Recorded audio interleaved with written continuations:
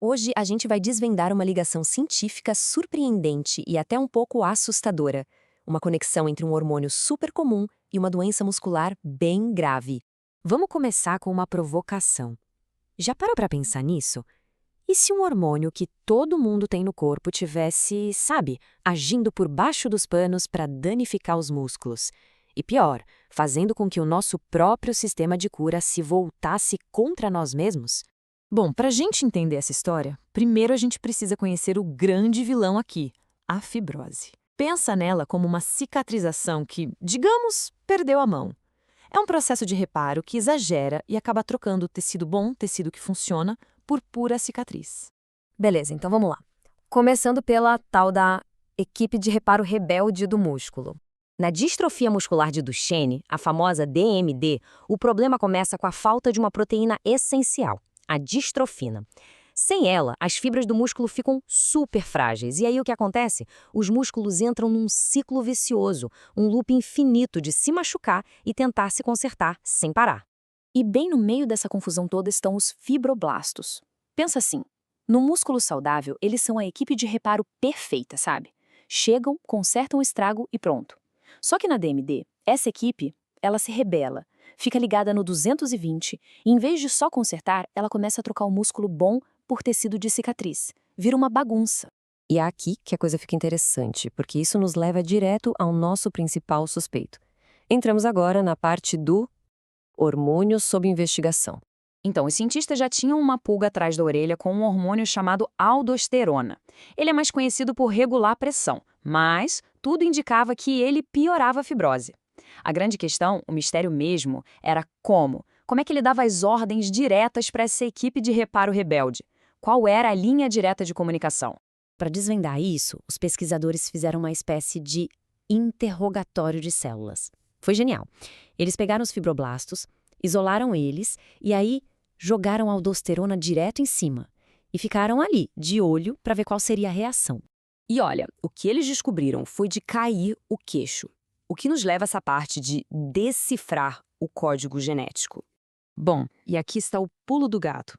A aldosterona simplesmente mudou a expressão de 492 genes. É isso mesmo, 492. Para uma célula só, isso é uma reprogramação genética gigante. Mostra a força que esse hormônio tem lá no nível molecular. Ok, eu sei que esses gráficos parecem complicados, mas a ideia por trás é bem simples. O que a gente está vendo aqui é a prova visual, sabe? É como se fosse a impressão digital genética dessa mudança toda. Cada pontinho vermelho é um gene que a aldosterona ativou, e cada pontinho verde, um que ela desligou. É a prova do crime, a evidência clara do comando direto da aldosterona. Mas a história não para por aí. Na verdade, ela fica ainda mais maluca. Se liga só no que vem agora, a tal da desaceleração surpreendente. Beleza, mudar quase 500 genes é impressionante, ok. Mas e daí? Na prática, o que isso realmente fez com o comportamento das células? Como é que elas passaram a agir no dia a dia?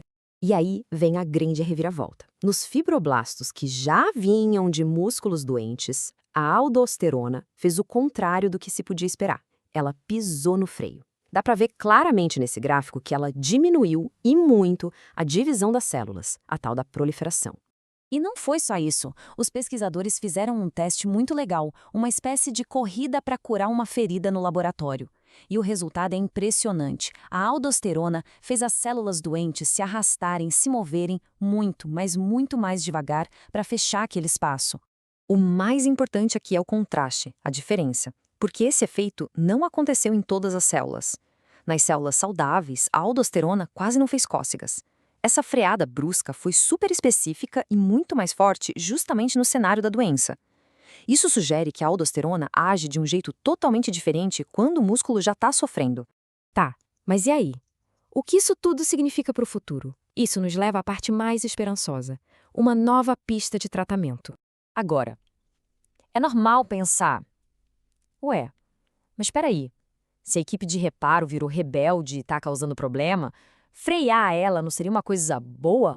Pois é, mas não é tão simples. E essa parte da pesquisa dá a letra do porquê. A preocupação é que ao frear as células, a aldosterona talvez esteja aprisionando elas, deixando elas presas num estado que só produz cicatriz. Em vez de fazer o trabalho e ir embora, elas meio que sentam no local e ficam lá, só produzindo mais e mais fibrose. Então, resumindo a ópera, o que a gente viu aqui?